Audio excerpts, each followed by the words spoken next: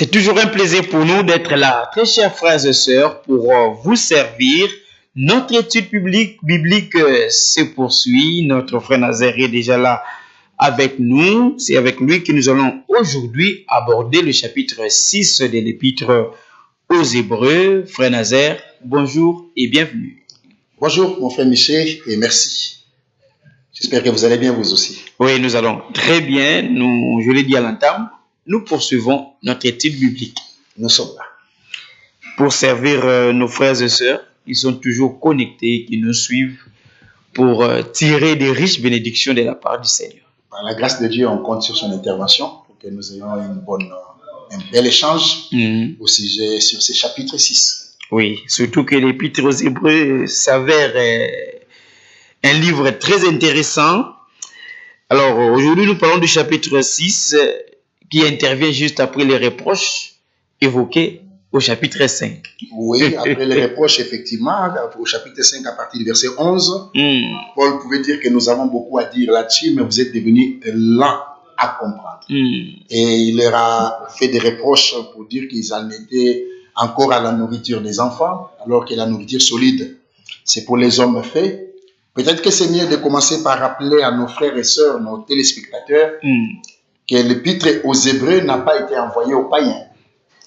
Ça a été envoyé au peuple juif, à des personnes qui étaient supposées bien connaître la loi, bien connaître les Écritures, même les différents écrits des prophètes. Mais il s'est fait qu'ils n'avaient pas beaucoup évolué. Et Paul leur fait cette remarque-là, puisque la nourriture solide n'est pas pour les bébés. Si vous donnez une nourriture solide aux bébés, vous le tuez. Si vous donnez une nourriture de bébé aux adultes, ça ne leur sert à rien. Ça me rappelle ce que j'ai toujours dit sur la quinine, c'est la même molécule. Mais il y a un dosage pour les adultes, il y a un dosage pour les enfants. Si vous donnez la quinine des adultes à un enfant, vous le tuez. Si vous donnez la quinine de l'enfant à l'adulte, ça ne servira à rien. Même au sujet de l'évolution de la révélation, le Seigneur a parlé au cours des âges, jusque dans ce dernier âge ici, cet âge de Laodicée.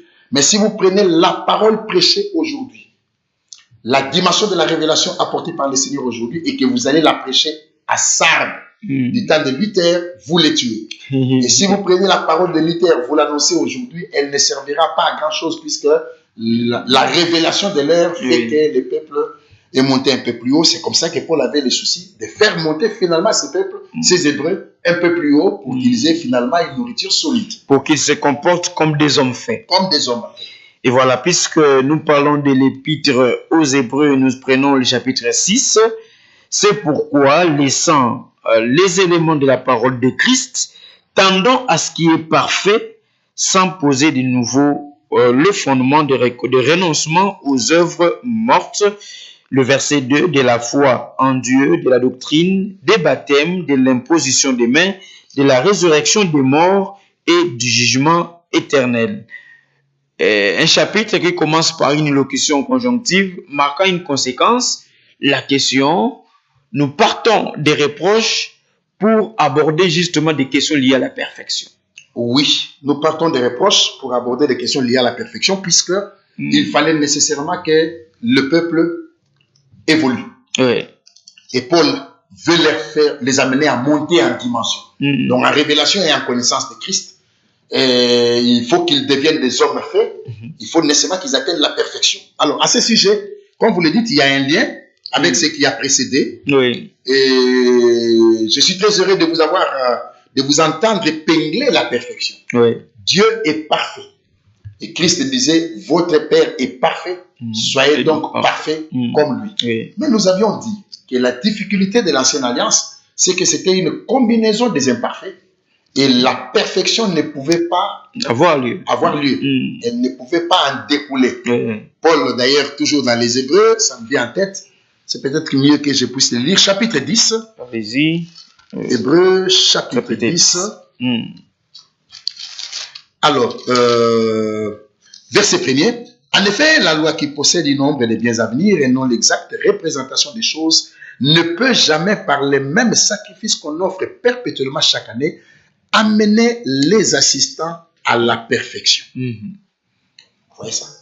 La loi ne pouvait pas amener les assistants à la perfection. Oh, Dieu voulait avoir des hommes parfaits.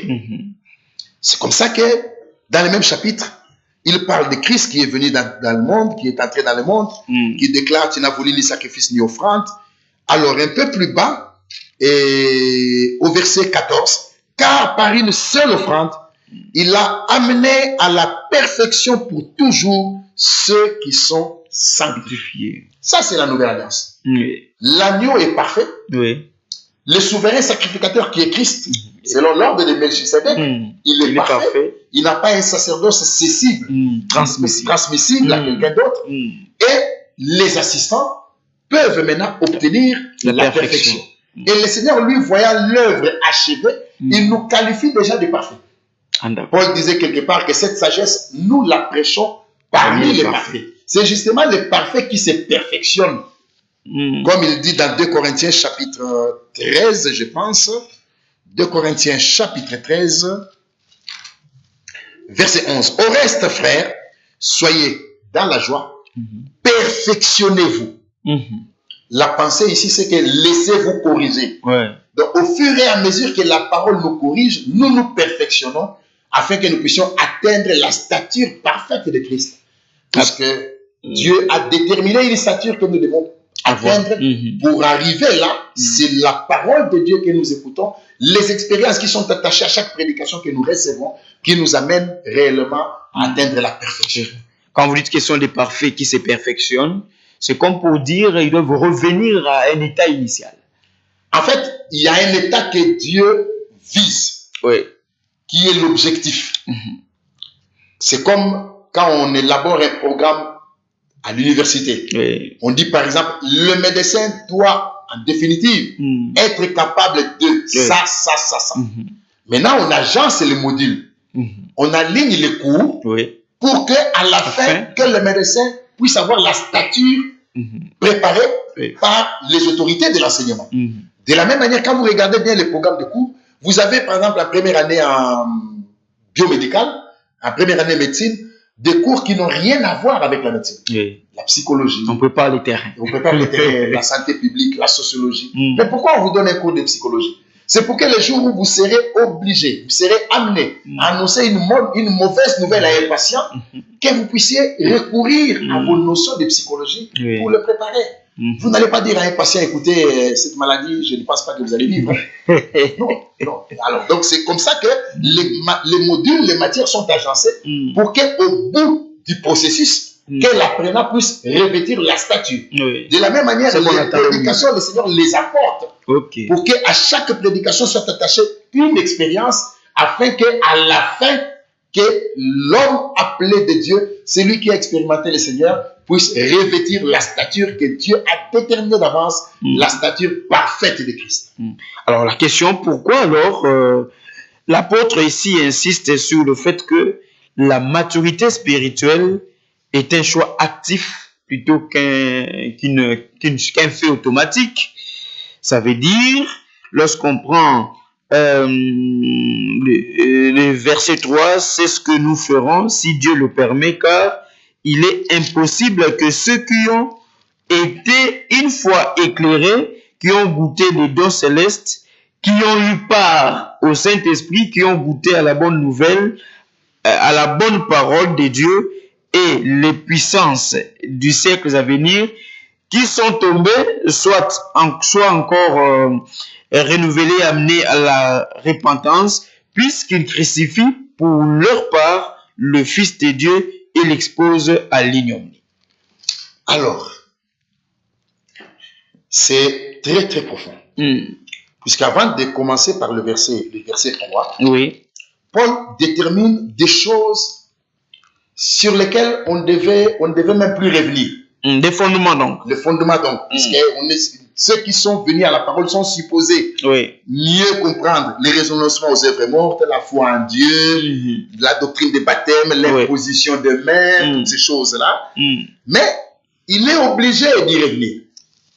Il est obligé d'y revenir puisqu'il se rend compte, comme on l'a dit un peu plus haut, qu'ils sont devenus lents à comprendre. Alors, au verset 4, il est impossible que ceux qui ont été une fois éclairés, qui ont goûté le don céleste, qui ont eu part au Saint-Esprit, qui ont goûté la bonne parole de Dieu et les puissances du siècle à venir, et qui sont tombés, soient encore renouvelés et amenés à la repentance, puisqu'ils crucifient pour leur part le Fils de Dieu et l'exposent à l'ignominie. Je me souviens de la marche d'Israël. À un certain moment, ils ont tourné autour de Kadesh Barnea, jusqu'à ce que finalement le Seigneur leur a dit, tournez-vous vers le nord et reprenez la marche. Ceux qui s'arrêtent, ils reculent. Ils s'arrêtent, ils reculent. Ils n'avancent pas. Ils n'avancent pas. Ici, vous trouvez qu'il y a des hommes, pendant que les uns avancent avec le Seigneur, dans la dynamique de l'esprit, les autres, ils ont l'occasion, ils trouvent des occasions pour arrêter la marche. Maintenant, le problème avec eux, c'est lequel? C'est qu'ils ont approché le milieu de la parole. Ils ont goûté au don céleste. Ils ont goûté à la bonne parole. Ils ont goûté au Saint-Esprit. Ils ont eu part, ils ont vu les actions que le Saint-Esprit a opérées. Mais la profondeur de l'expérience n'était pas assez profonde au point où l'Écriture dit qu'ils sont tombés. En étant tombés, il est incapable d'être de nouveau renouvelé. Il est impossible qu'il soit de nouveau renouvelé et qu'il soit encore amené à la repentance, puisqu'il crucifie pour leur part le Fils de Dieu et l'expose à l'ignominie. À ce sujet, Paul dit dans Hébreux, chapitre 10, verset 26 directement. Car si nous péchons volontairement, après avoir reçu la connaissance de la vérité, vous voyez ça? C'est pas des ignorants. C'est des personnes qui ont reçu la connaissance de la vérité, mais qui pêchent volontairement. Il ne reste plus de sacrifice pour le péché, mais une attente terrible du jugement et l'ardeur d'un feu qui dévorera les rebelles. Alors, c'est quoi le péché? Une question intéressante. Le péché, c'est quoi? Le péché, c'est pas fumer, c'est pas boire, c'est pas commettre adultère, c'est pas voler, c'est pas ça le péché. Ça, ce sont des attributs du péché. Le péché, c'est l'incrédulité. Au départ. C'est ça le péché. C'est puisque l'homme ne croit pas. C'est comme ça qu'il est dans ça. C'est là le vrai problème. Alors maintenant, la pensée ici que Paul présente en disant, quiconque est volontairement incrédule. Il se met lui-même dans cette position. Lui-même, il se met dans cette position de douter de ce que Dieu dit. De ce que Dieu a dit dans sa parole et qu'il continue à dire aujourd'hui. De douter de ce que Dieu a fait.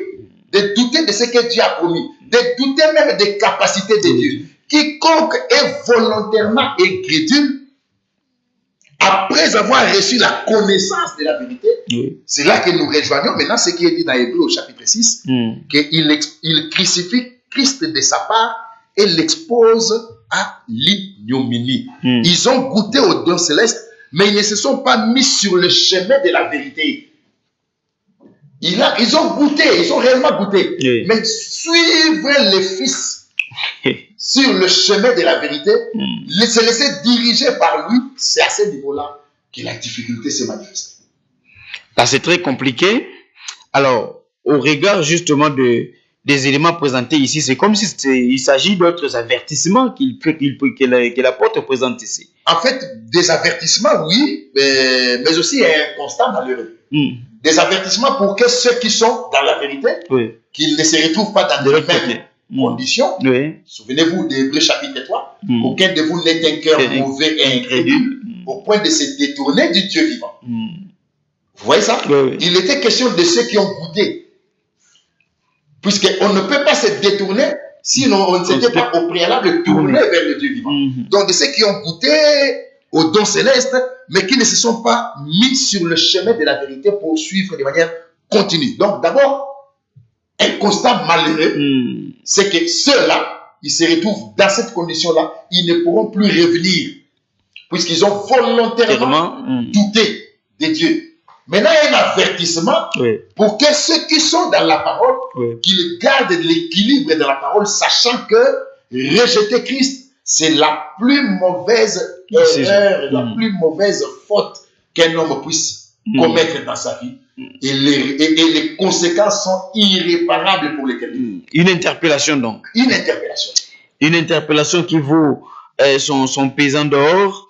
Alors, beaucoup d'aspects sont présentés en même temps. Lorsqu'on prend le verset 7, lorsqu'une terre abreuvée par la pluie qui tombe souvent sur elle produit une herbe utile à ceux pour qui elle est cultivée, elle participe à la bénédiction des dieux. Quelle est l'image qui est présentée ici lorsqu'on parle d'une terre abreuvée?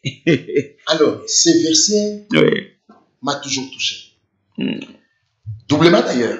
D'abord, puisque chaque verset est vérité, mais aussi puisque William Marion Branham, prophète de Dieu, a vu une vision. Et dans la vision, il a vu un homme portant un sac. Je crois que l'expression c'est en bandoulière. Hein? Portant un sac de grains, un sac, comme le faisaient les agriculteurs à l'époque, sur son épaule, la corde donc sur l'épaule, et ce sac était plein de grains de blé. Et cet homme circulait sur le globe terrestre et il jetait sa semence. Calmement. Après lui, vint un autre homme qui apparemment était mauvais. Apparemment. Et qui a commencé à jeter une autre semence. Et en jetant la semence, comme il le faisait de manière en trichant, il regardait à gauche et à droite pour s'assurer que personne ne le voit. Alors, les deux semences ont commencé à croître. Dans la vision. Et un fort soleil est arrivé, une sécheresse est arrivée, toutes les semences ont presque fané. Elles se sont inclinées, les plantes se sont inclinées, jusqu'à ce que le ciel s'est assombri, la pluie est tombée. Quand la pluie est tombée, les semences se sont réjouies. L'herbe, le blé a dit gloire à Dieu, et l'ivraie a dit aussi gloire à Dieu. Alors, l'homme de Dieu dit, dans la vision, dit, que le blé dise gloire à Dieu, je comprendrai. Mais que l'ivraie aille aussi à dire, jusqu'à dire gloire à Dieu, c'est quand même un problème. C'est à ce niveau-là que se situe, et le Seigneur lui dira, va lire Hébreux chapitre 6. Puisque là, la pluie spirituelle tombe sur toute chair. Voilà l'image. D'accord. La pluie spirituelle tombe sur toute chair. Mais tout dépend de la nature de la semence qui a été semée dans le cœur de l'homme. Une nature qui ne peut pas changer. Qui ne peut pas changer. Ce qui a été semé, c'est ce qui se manifestera. Ce qui a été semé, c'est assurément ce qui se manifestera. Donc la pluie tombera. Elle tombe sur toute chair. Que l'herbe soit bonne, que l'herbe soit mauvaise. Toutes les deux herbes ont dit bénéficie de cette pluie-là. Dieu fait pleuvoir sur les justes et les injustes. Mais tout dépend de la qualité de la semence qui a été semée, puisque aussi abondante que soit-elle, la pluie ne changera jamais la nature de la semence. Ce qui a été semé, c'est ce qui doit réellement se manifester. Alors ça devient à la fois une interpellation pour ceux qui prêchent, qui doivent veiller sur la semence qu'ils plantent, parce que le problème, ce n'est pas la terre. Le problème, c'est la semence que l'on est en train de planter. J'ai vu sur Internet, lors de la publication des examens d'État, les résultats donc, dans une école, des élèves sont allés casser l'école, puisque l'école a fait néant. Directement, j'ai pensé à des conducteurs religieux qui prêchent des choses qui instituent une espérance trompeuse dans le cœur des hommes. Et qui a le kuta. Les hommes viennent de manière sincère écouter la parole. Ils sont sincères. Ceux qui viennent dans les églises, ils sont sincères. Ils viennent chercher Dieu, ils viennent écouter la parole. Mais il y en a qui sont sincèrement en erreur. Tout simplement puisque ceux qui leur prêchent la parole leur présentent des choses que Dieu ne viendra jamais confirmer dans le cœur de ceux qui les reçoivent. Des choses qui n'ont rien à voir avec Dieu et le Saint. Voilà, c'est comme ça que quand le spirituel prend place dans une génération, les hommes doivent prendre des décisions, notamment celle de quitter des hommes qui leur prêchent des choses trompeuses et de chercher la vérité. Ils doivent prendre de bonnes décisions puisque la responsabilité spirituelle des conducteurs spirituels est très grande. Surtout quand Dieu est à l'œuvre. Les hommes doivent réfléchir 2 fois avant de parler une fois. Et en parlant une fois, ils doivent être sûrs que ce qu'ils disent du haut de la chair, même si le Seigneur était assis sur le banc, Paul était assis sur le banc, ils diront c'est ça la vérité. Il dirait Amen. Donc la pluie spirituelle tombe sur toute chair. Sur toute chair. Mais le problème, c'est la sémence que l'homme a reçue. Elle se manifestera dans le même état qu'il l'a reçue. Et c'est pas aussi facile pour ceux qui sont habitués à aller quelque part de se rendre compte que cette sémence n'est pas la bonne. Parfois, ce n'est pas facile. Parfois, c'est pas facile. Lorsque on est habitué. C'est à ce niveau-là que l'élection intervient. D'accord. Puisque les élus, comme dit l'Écriture, ne seront jamais séduits. Si quelqu'un est un élu de Dieu, le Seigneur lui fera toujours grâce de sortir de toute prison humaine pour finalement se mettre derrière le Seigneur et sa parole et suivre le chemin de la vérité. Alors, un chapitre intéressant, à la fois des avertissements, à la fois des interpellations, mais il s'observe aussi que l'apôtre exprime toujours ses sentiments ou cette espérance de voir les vrais enfants de Dieu bénéficier de cette grâce et évoluer et grandir véritablement. Oui, il a raison. Il a raison puisque il y a des enfants de Dieu sur la terre, il y a des créatures de Dieu sur la terre. Et les préoccupations du Seigneur, la préoccupation principale du Seigneur, c'est son peuple. Ce sont ceux qui lui appartiennent. Il met tout un investissement pour que les élus puissent finalement croiser le chemin de la vérité. Ainsi, même quand il présente ces tableaux, tristes quand même, il faut reconnaître, il dit au verset 9, quoi que nous parlions ainsi, même si nous venons de parler durement comme ça, quoi que nous parlions ainsi, bien-aimés, les bien-aimés sont les élus. C'est ça. Oui, quoi que nous parlions ainsi, nous attendons pour ce qui vous concerne des choses meilleures et favorables au salut. Ça, ce sont ceux qui sont nés de nouveau, qui doivent manifester la nature et la vie de Dieu. C'est d'eux qu'on attend les résultats du fruit digne de la repentance. C'est d'eux, puisque la sémence, la vraie, a été déposée dans leur cœur. Dans leur cœur. Mais lorsque vous dites, il y a des créatures de Dieu, il y a des enfants de Dieu, ceux qui nous suivent se disent, mais qu'est-ce qui se passe? Tous nous avons été créés par Dieu. Les enfants du diable n'existent pas. Qu'est-ce que le frère Nazareth est en train de nous présenter ici? Nous avons tous été créés par Dieu, mais tous ne sont pas de Dieu. Tous ne sont pas de Dieu. Nous sommes tous des créatures de Dieu. Mais ceux qui rencontrent la vérité, qui mettent leur vie en ordre devant le Seigneur, qui reçoivent la sémence de la parole dans leur cœur, qui naissent de nouveau, c'est ceux-là qui deviennent fils de Dieu. Et nous voyons dans Jean 8, Jésus-Christ faire une démarcation pareille. Oui. Pour dire qu'il y a aussi des enfants du diable. Oui, puisque déjà, il a dit que vous faites ce que votre Père, vous faites les œuvres de votre Père. Mais de qui il était question? Il a parlé du malin. Il a parlé du diable qui était meurtrier dès le commencement. Déjà dans Jean 8, il crée la démarcation entre ceux qui sont de Dieu, qui écoutent la parole de Dieu, qui connaissent le langage de Dieu, qui écoutent la voix du Seigneur, et tous les autres, puisque Jésus leur a dit, vous êtes incapables d'écouter, puisque vous n'êtes pas de Dieu. Et puisque la pluie ne change pas la nature, à chacun de savoir s'il est de quel côté. À chacun de savoir s'il est de quel côté. Comment le savoir? Alors là, c'était le verset 9, intéressant, cette espérance-là du salut, car Dieu n'est pas injuste pour oublier votre travail et l'amour que vous avez montré pour son nom, ayant rendu et rendant encore des services aux saints. Oui, c'est tout à fait naturel, c'est tout à fait normal, puisque c'est celui qui vient à Christ, qui expérimente le Seigneur, il entre dans une famille. Et l'œuvre du Seigneur devient sa préoccupation. Et tout ce qu'il peut faire, le Seigneur n'oubliera jamais. Il y aura une récompense, il y aura une rémunération. Dieu n'est pas redevable envers quelqu'un. Dieu a dit, de qui suis-je débiteur, je le payerai. Donc tout ce que nous faisons dans le service divin, le Seigneur nous rémunère.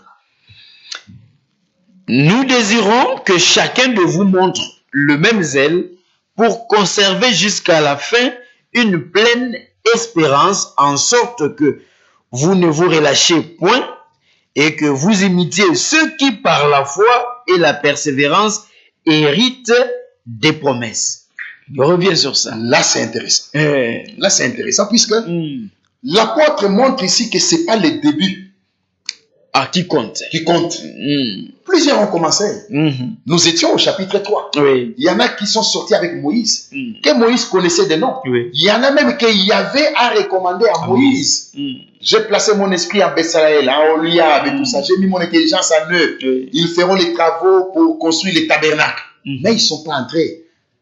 Le tabernacle a été achevé, je crois, 1 année après la sortie de l'Égypte. Mais quand vous regardez, donc, ceux qui ont construit les tabernacles n'étaient pas des enfants. Ils n'étaient pas nés dans le désert. Ils étaient venus de l'Égypte. L'intelligence qu'ils avaient là pour apprendre des choses, c'est en Égypte qu'ils l'ont eu. Oui. Dieu, en plaçant cette intelligence en eux, il savait quand est-ce qu'il allait l'utiliser. Oui. Mais quand vous regardez de tous ceux qui sont sortis de l'Égypte et qui sont entrés dans la terre de la promesse, ni Oliab, ni Bethsaël, personne n'a été cité. Donc ici, l'Esprit du Seigneur, par l'Esprit du Seigneur, l'apôtre met un accent sur la fin. Car sortir sans entrer, la marche est vaine. Même si elle a pris 40 ans. Elle est vaine. Sortir et mourir dans le désert, la marche est vaine. Nous désirons que chacun de vous montre le même zèle pour conserver jusqu'à la fin une pleine espérance, en sorte que vous ne vous relâchez point. Il y a une belle version qui dit que vous ne vous fatiguez point d'être chrétien. Il faut continuer la marche. Il faut continuer la marche. Les épreuves seront là. Oui. Mais il faut continuer la marche. Les chutes arriveront même. Mais il faut se relever et continuer la marche.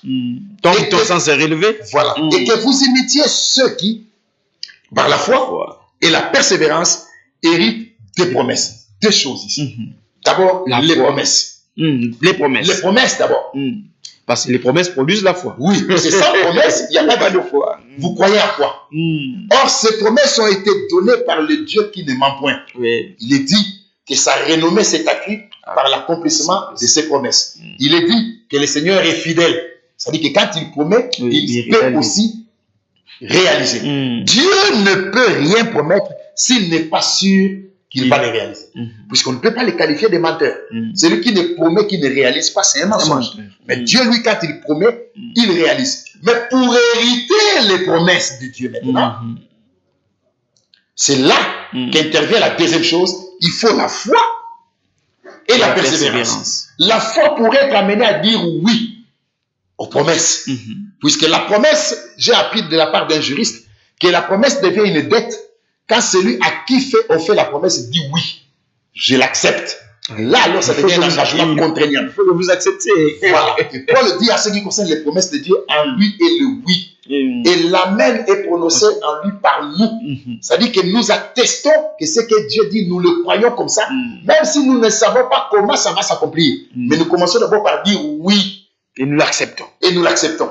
Donc, ce sont les deux choses, la foi et la persévérance. La persévérance, puisque les promesses sont accomplies au temps de Dieu.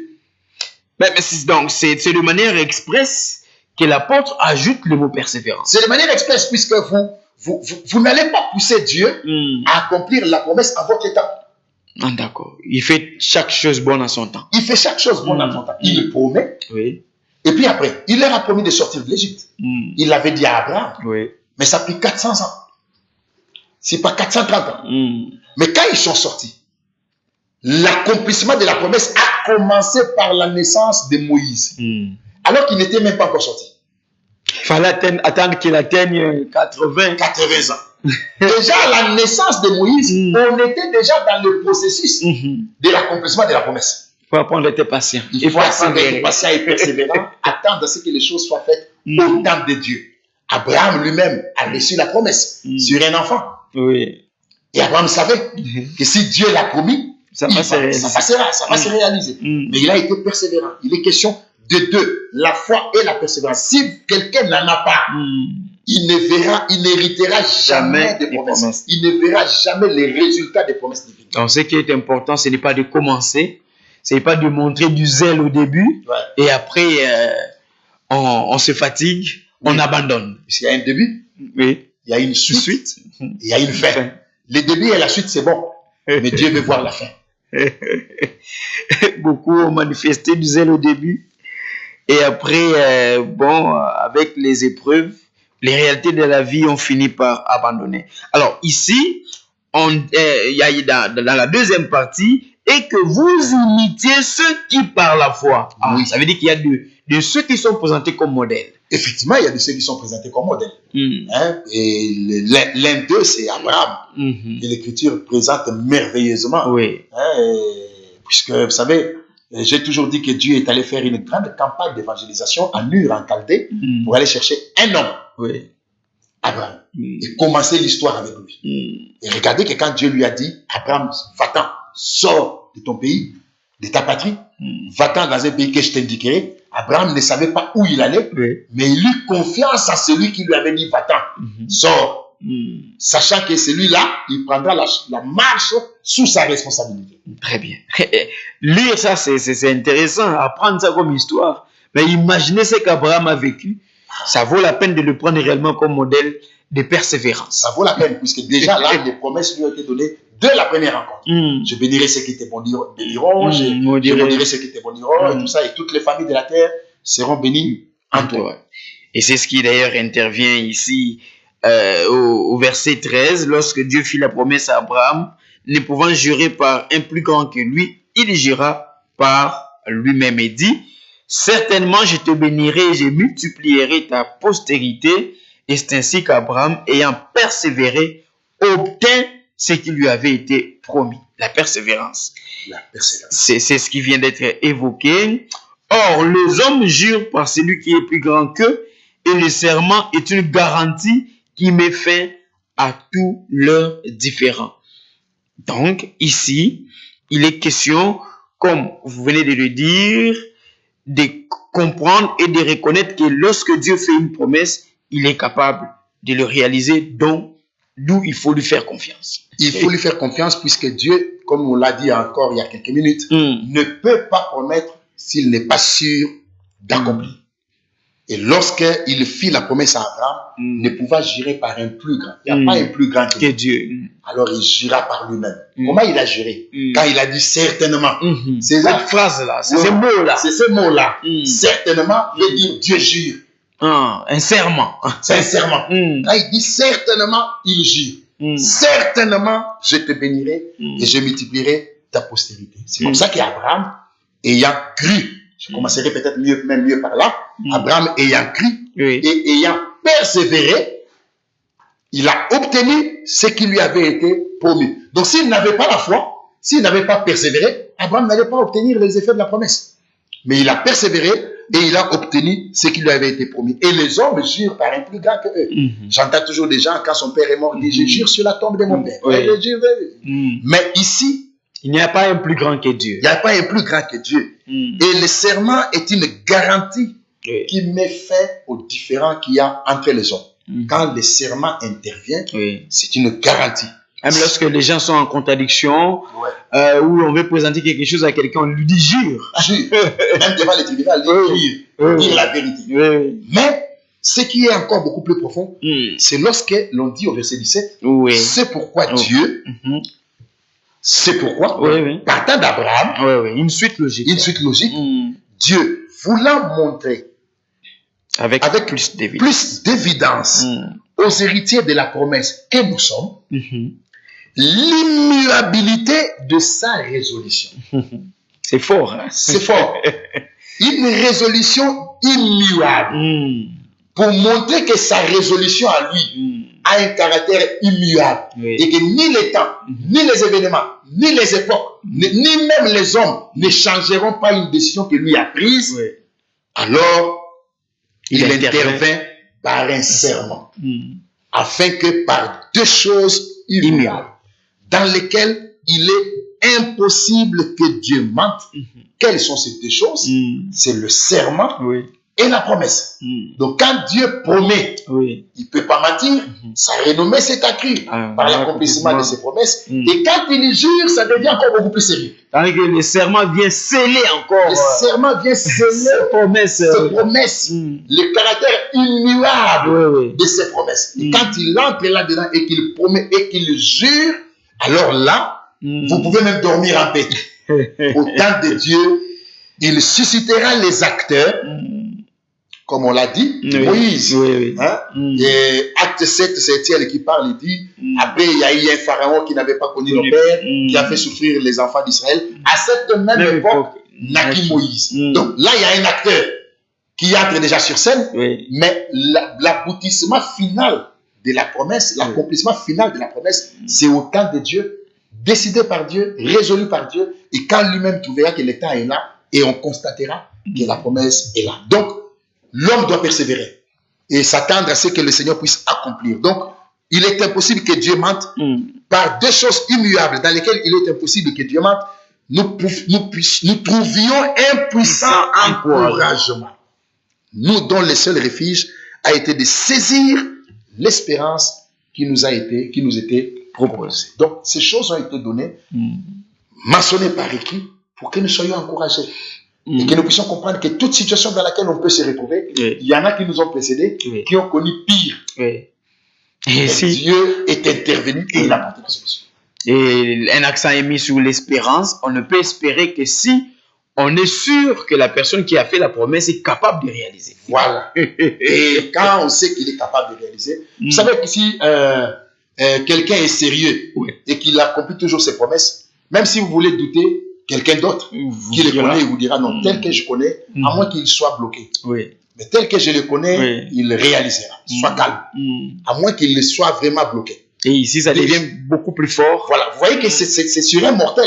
Excusez-moi, c'est sur un mortel qu'on peut rendre un témoignage comme celui-là. Et maintenant, imaginez-vous qu'ici, il est question du Dieu fidèle, du Dieu tout-puissant, qui ne ment point, et dont la renommée c'était accru, pas puisqu'il guérit les malades, pas puisqu'il ressuscite les morts, mais puisqu'il accomplit les promesses. Donc lui, il est connu comme celui qui accomplit ce qu'il dit. Il dit et la chose arrive. Il dit et la chose arrive. Il ordonne et elle existe. Il ordonne et elle existe. Toujours au temps de Dieu. Pas au temps des hommes. Pas au temps des hommes. Toujours au temps de Dieu. Parce que souvent les hommes ont cette tendance à vouloir que les choses se fassent quand ils le veulent comme ils le veulent. Hélas, Dieu n'est pas un garçon de course. C'est fort ça. Oui, Dieu n'est pas un garçon de course pour faire ce que les hommes veulent, comme ils le veulent, et au temps fixé par les hommes. Vous savez que j'étais très émerveillé un jour d'écouter un prédicateur dire il y a des désirs et des besoins. Dans tout ce que nous présentons comme requête à Dieu, il y a des désirs, il y a des besoins. Dieu n'exauce que par rapport à nos besoins. Nous pouvons désirer. Si Dieu trouve que ce n'est pas un besoin pour nous, il ne nous l'accorde pas. Mais s'il trouve que ce que nous avons désiré est réellement un besoin, il nous l'accorde. Donc c'est pour dire que l'homme, Dieu ne viendra jamais faire comme l'homme veut. Dieu fera comme lui l'a prévu. Même au sujet de Christ. Les disciples ont dit à Jésus sur le chemin de Maïs, nous espérions. C'est lui qui... Ça, c'était leur manière de voir les choses. Mais voilà déjà 3 jours. Quelques femmes, des milliers de nous ont fort étonnés. S'étant rendus de grand matin au sépulcre, ils n'ont pas trouvé son corps. Nous espérions. Et Jésus leur a dit quoi? Ô homme, dont le cœur est là. C'est-à-dire que vous espériez, vous pensiez que les choses se passeraient suivant votre point de vue, tel que vous les aviez imaginés, mais Dieu, lui, les avait faites, les avait conçues et les a exécutées comme lui l'a prévu. C'est comme ça qu'ils ont raté même. Israël a raté la venue du Messie, puisqu'on ne pensait pas que le Messie pouvait naître dans une étable. Et ils l'attendaient comme eux le pensaient. Ils l'attendaient comme eux le pensaient, et le Messie est venu comme Dieu le pensait. C'est ce qui a fait qu'ils se sont embrouillés. Ils se sont embrouillés. Les docteurs de la loi. Les docteurs de la loi se sont embrouillés. Souvenez-vous que dans l'Ancien Testament, nulle part il est dit que le Seigneur naîtrait dans une étable. Il a été dit à Bethléem, mais nulle part il est dit dans une étable. Et ça les a perturbés. C'est comme le Messie. Le roi. Non. Donc il est question ici que les hommes puissent s'attendre toujours à Dieu. Oui. Les hommes doivent toujours s'attendre à Dieu. Ça, c'est très intéressant. La même espérance est présentée comme une encre. Oui.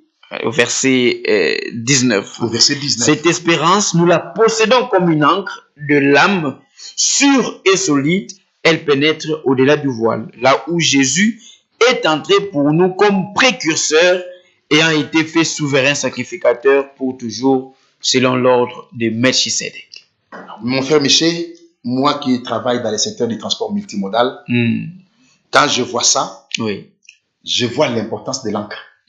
L'encre est utilisée quand un navire est au mouillage. On le fait descendre pour qu'il aille s'accrocher à une pierre. Quand l'encre s'accroche à une pierre, l'encre stabilise les navires. C'est-à-dire que la chaîne qui est forte, solide, qui vient s'accrocher, qui vient directement au niveau du navire, même si l'eau peut bouger un peu, mais à cause de l'accrochage de l'encre, le navire n'ira pas loin. Il reste là. Maintenant, l'apôtre dit, il parle de l'encre de l'âme. Donc, si c'est l'encre de notre âme, c'est que cette encre doit s'accrocher quelque part, comme l'encre normale, l'encre naturelle. Effectivement. Mais cette encre est sûre et solide. Une chaîne conçue par un homme, même si c'est en alliage, même si c'est en fonte, ça peut toujours se briser. Mais l'encre dont il est parlé ici est sûre et solide. Et l'apôtre ajoute en disant, elle pénètre au-delà du voile. Où c'est?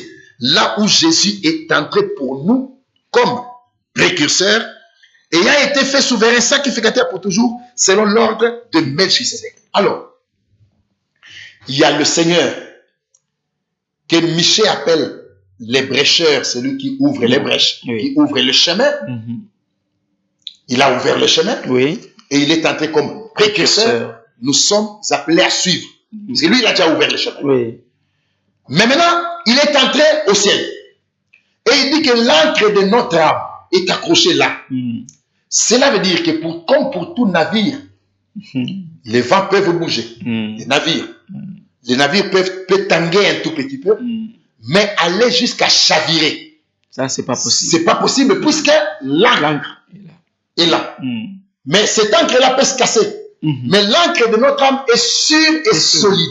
C'est-à-dire que là où nos âmes sont accrochées, l'âme croyante, l'âme née de nouveau, l'âme de l'homme qui est né de nouveau, l'âme de l'homme qui s'est réconcilié, qui a expérimenté la réconciliation avec le Seigneur, l'âme de l'homme qui a consenti au Seigneur pour bénéficier du salut offert gratuitement à Golgotha, cette encre-là est accrochée au ciel. Et celui qui expérimente le Seigneur et qui a la vie éternelle, nonobstant les épreuves qui peuvent arriver, mais le fait que son encre soit accrochée au ciel, là où Jésus est entré comme précurseur, son éternité est garantie. Une éternité garantie. De toutes les façons, mon frère Michel, personne ne peut avoir la vie éternelle et aller en enfer. C'est impossible. C'est impossible. Ça ne peut pas se faire. Ça ne peut pas se faire. Et puisque c'est les temps, nous courons derrière les temps, personne ne peut avoir la vie éternelle et aller en enfer. Frère Nazaire, un bref résumé comme toujours, pour que nos frères qui nous suivent puissent se faire une idée globale justement de ce qui est dit au chapitre 6 de l'Épître aux Hébreux. Merci rapidement aussi. Merci mon frère Michel. Un bref résumé, rapidement. Déjà, au début du chapitre, on a fait un lien avec ce qui a été précédé, des reproches, des réprimandes et aussi des avertissements. Et pour dire que le peuple devait grandir, devait croître. Et là, Paul pose maintenant un problème, c'est qu'il vient, il parle de ceux qui ont expérimenté, goûté aux dons célestes et qui sont tombés, qui ne peuvent plus jamais être ramenés à la repentance. Et il prend l'exemple de la pluie qui tombe sur une sémence. Une pluie spirituelle tombe aujourd'hui sur tous les hommes, mais ça dépend de ce qui a été semé dans le cœur de l'homme. Si c'est la parole de Dieu, c'est celle-là qui va se manifester. Si ce n'est pas la parole, elle ne se manifestera pas. Et Paul, maintenant, pour nous, il dit que même si nous avons exprimé ça, c'est dur, mais pour vous, en ce qui vous concerne, nous attendons de bonnes choses. Nous attendons en ce qui vous concerne des choses meilleures et favorables au salut. Et là, il nous demande à ce que nous puissions persévérer jusqu'à la fin. Et car celui qui ne persévère pas ne pourra pas hériter les promesses. C'est ceux qui héritent les promesses, ils les héritent par la foi et justement par la persévérance. Et l'exemple qu'il nous prend, c'est Abraham, que le Seigneur a vu, devant qui il a juré, et il a présenté deux choses immuables, le serment et la promesse, dans lesquelles il est impossible à Dieu de mentir. Et nous nous y accrochons pour avoir une espérance, pour espérer dans le Seigneur, sachant que notre âme a une encre, et cette encre a traversé le ciel même, là où Jésus est entré comme précurseur. Même si les vents peuvent arriver, mais chavirer, on ne le fera pas, puisque celui qui est sauvé, il bénéficie d'un salut éternel. Très bien, c'était là, mesdames et messieurs, très chers frères et sœurs, l'épître aux Hébreux, le chapitre 6 que nous avions développé ce jour avec le frère Nazaire. Vous avez compris, un accent particulier a été mis sur la persévérance. Il faut croire, il faut demeurer dans la foi et persévérer pour hériter et justement les promesses. Merci à vous, frère Nazaire, d'avoir une fois de plus répondu à notre invitation. C'est moi qui vous remercie toujours pour ce privilège que vous me faites. Merci d'être toujours là pour éclairer nos frères et sœurs sur les Écritures. Comme je l'ai dit et dernièrement, il faut rester attaché à Dieu pour qu'on ait la paix et croire, rester dans la foi, rester dans la vie qui espère en Dieu, parce que la Bible dit que celui qui s'approche de Dieu doit croire que Dieu existe et qu'il est le rémunérateur de ceux qui les cherchent. Merci à vous de nous avoir suivis et de continuer à nous suivre, car nous sommes et nous serons toujours là pour vous servir. Portez-vous bien, que Dieu vous bénisse. Au revoir.